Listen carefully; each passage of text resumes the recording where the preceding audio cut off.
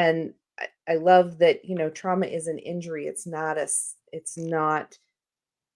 a syndrome or a, disability.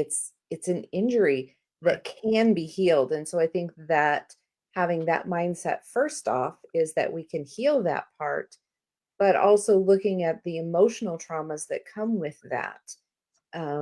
Knowing that when we define ourselves as that, we further embed that emotional trauma in our body, and then we become to identify it. So creating healthier idea of how to work through that, then I work more on the spiritual side of that, but it's also healing the whole body, but looking at that trauma and where that trauma got stuck.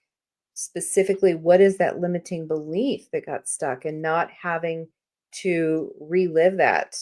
I had a client once who, she had been involved in a motor vehicle accident that she had no reason to have lived through.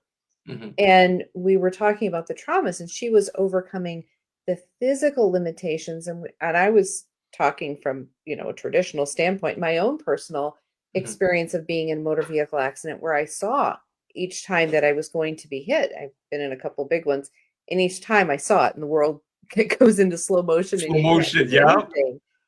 And her trauma was far more physically devastating than the trauma that I had experienced physically. But she kept saying, I don't have fears and emotions with this, because she didn't see it coming. Mm. So I think that's really interesting. And that, one is a practitioner, not to make assumptions about things that it's so easy to fall into, but looking at all of those pieces, the pieces that play into that, the physical, the mental, and the emotional aspects of that. And then we also have that whole society judgment.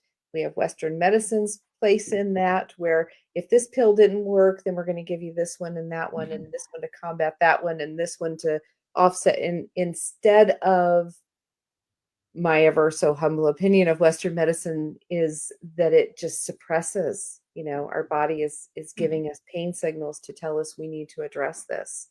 Also, Correct. the theory that those traumas, even if it's not a physical trauma, gets trapped in the body and creates physical pain.